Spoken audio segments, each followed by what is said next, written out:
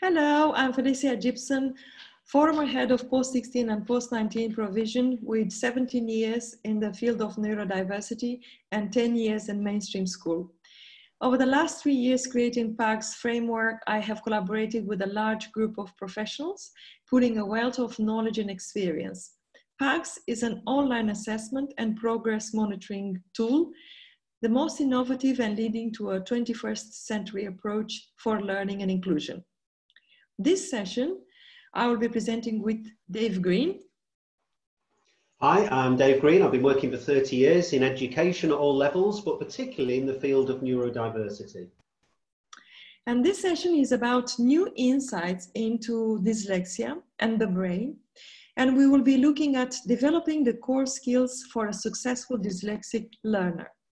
A key element of this is to remove the concept of failure from any test results, as Professor Emeritus Angela Fawcett pointed out in her review on PAGS. Okay. So, but we will start by having a close look at what dyslexia actually is and why it matters, that we take practical and active steps to work inclusively in all aspects of neurodiverse individuals. Fantastic. Thank you, Felicia. Well, there are still a few people out there who dispute the existence of dyslexia. And yet, neuroscientists are now able to scan brains whilst they are at work and demonstrate how neurodiverse brains work differently to neurotypical brains. But what exactly is going on in the brain whilst we read and write? Okay, to answer this question, we need to go back a few million years.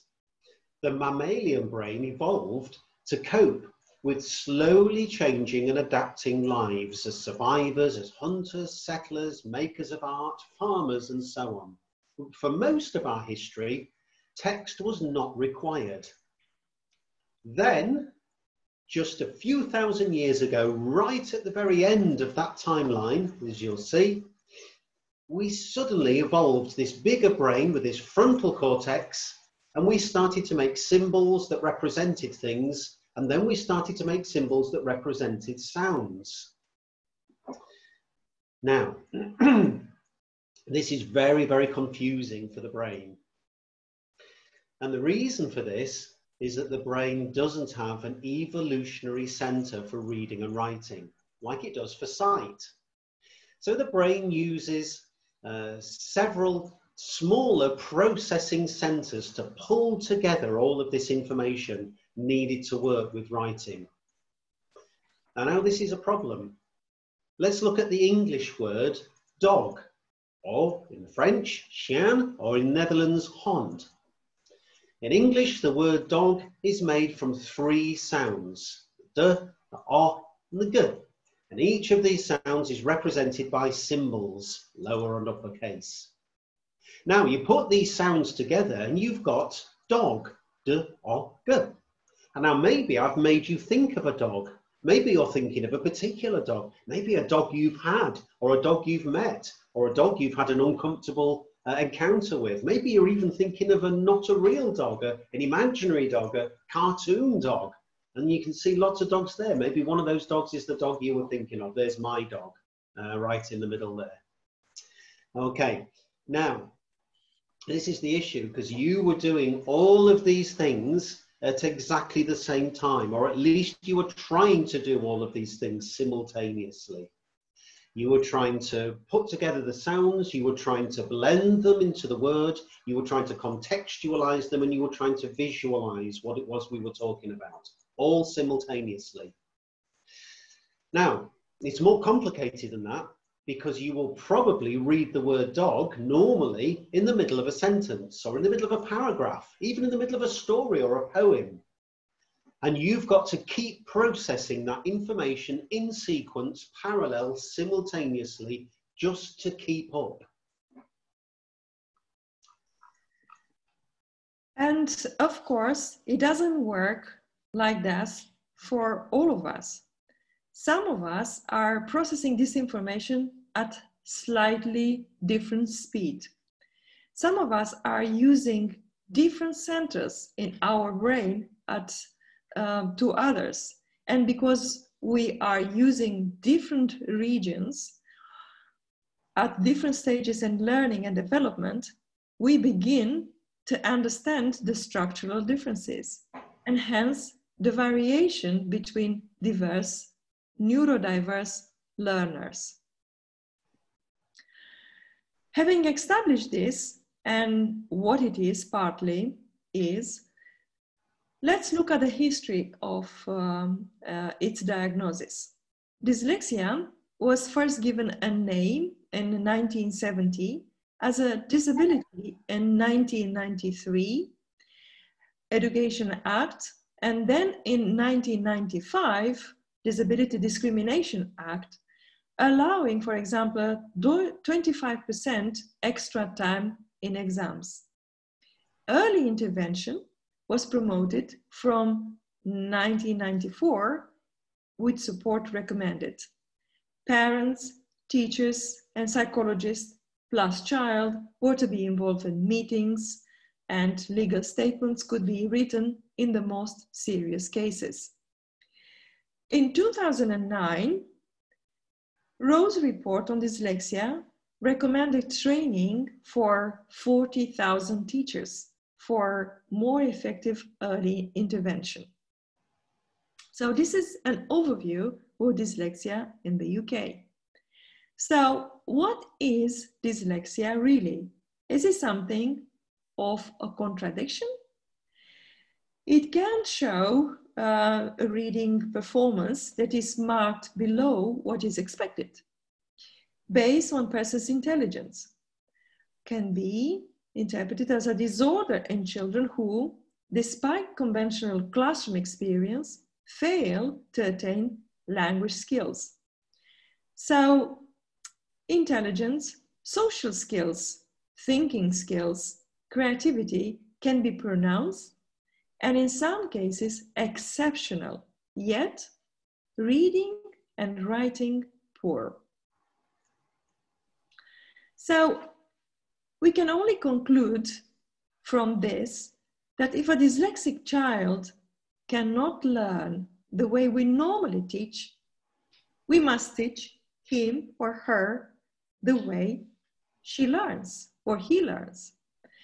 We must change the way we teach. Thank you. Now, just to confuse things further, sometimes the diagnosis a child gets depends mostly on which specialist is consulted first. There may also be other underlying brain variations or brain differences, which means a holistic form of assessment is very useful. This matters because most dyslexic children are in mainstream schools and they will be experiencing associated problems with writing, spelling, speech and language, maths, coordination, speed, that speed of processing, essay writing, memory organisation, lower self-esteem, and some ADHD and other social skills. So all of these make for a very complex picture. And teachers need to understand this complexity, this spiky profile that neurodiverse learners have, and yet also employ simple, clear strategies in classrooms that can include everybody in the learning. The Kaplan study in 2001 noted that 51.6% of children with dyslexia have an other disorder. For ADHD, this overlap is 80%. So in developmental disorders, comorbidity is the rule, not the exception. Okay, so here we've got a checklist for anybody to ensure that we're at least starting to meet our dyslexic learners halfway. So working our way around, starting at the bottom there with language. We have to get the basics of phonics and grammar in place. And if they're not in place, we've got to go back and put them into place. Ability to regulate, is the learner managing their emotions and peer relationships, etc. If they've got low self-esteem, that could be an issue. Capacity to organise, is the learner in control of their physical environment? This applies to things like coloured overlays, for example, being able to regulate the light entering the brain. Remembering what they are asked to do and following instructions. Does the learner have good strategies for remembering key information? Are we overloading them with too much information in one go? Behaviour, good learning habits and bad learning habits. Which of those does the learner have a tendency towards? Children start school with different range, with a range of differences, but don't panic. Start early, work methodically through your programme. If something's missing, go back. Self-care, can the learners manage their own mind and body and make the right choices? And listening. And this is about working memory, in particular listening. How much information can the learner hold in one go? Having all of these basics in place is a good beginning. But if we have a system that can assess all these key areas, then we can start to set individual goals for improvement. And leaving these things unaddressed, any one of these things unaddressed, will leave the learner struggling later in life. So, what are the consequences of not addressing one or several, worse, of these key areas? The risk of not intervening are profound and familiar to many parents and teachers. Simply setting a homework with a lot of tasks or an unplanned for test or putting lots of text on the whiteboard for copying or being overly judgmental about the learner's writing can result in all this behavior reaction.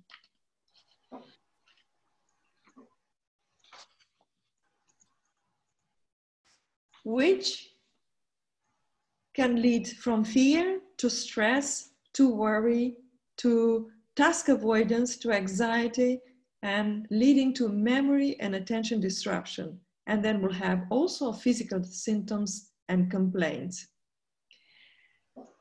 This is a waste of time, huge waste of time and resources when we know that dyslexic learners have many strengths. They are often very good at seeing the big picture, great at interpersonal skills, often very creative around visual and spatial awareness, and have great flexibility and coping strategies. Really useful skills for the world we live in fact. Okay, thank you. So, we thought it would be useful just to home in on a single case study. So that's what we're going to do. So let's meet Zach. So he's got some diagnoses, as you can see here, including dyslexia. And this presents a challenge for his secondary teachers. He started secondary school. So now, he's got a number of strengths, which are important, but at the moment, he's finding secondary school quite challenging. Okay, and you can see there just a little profile of Zach in that slide. So, there's a real risk that Zach's behaviours will take over and his teachers will no longer see his strengths or that his behaviours are telling us something about him. Why is he getting headaches? Why are the detentions increasing in his school? Why is he having to stay back, basically? And why is it certain lessons where this seems to be particularly bad? Now, luckily for Zach, he has got a good special educational needs coordinator in the school. And he's also got a brilliant assessment and tracking system that we call PAGS. Now, his teachers are willing to try new strategies to help him. So a plan is put into place. And you can follow this plan on the slide here from the left across to the right-hand side. Zach is included in the plan so that he's got some ownership of its outcomes. So different coloured overlays are tried to see which is the least most stressful for his eyes, because one of the things we know is it can be very, very hard work to stare at a very bright white screen or white page. So that eases the pressure on his eyes and hopefully will reduce his headaches. He also gets a new tablet, which he quickly learns to use for recording notes in lessons, which he finds less stressful than paper and pen. He's also given work at a pace that matches his processing speed. This is really important if we're not going to overload the brain and return to the behaviours we saw at the beginning. So he can process information fine, but he needs it broken down into chunks so that he can work through it step by step, and then he's okay. And the plan there is on that slide, beginning to end. Now, the good news is that over 6 months, everyone could see positive improvements, not just in behaviours, but in attainment. Of course, Zach isn't perfect, but the negative behaviours reduce to an extent where they are not significantly affecting his work in progress. Not only that, but his teachers are learning with Zach that dyslexia-friendly strategies, what they look like in the classroom, and there's another bonus for his teachers as well, because what works for Zach actually works for a number of other students in the class, if not the whole class. So a dyslexia-friendly classroom is actually a friendly classroom. Okay, now this is why we need to be good advocates for dyslexia.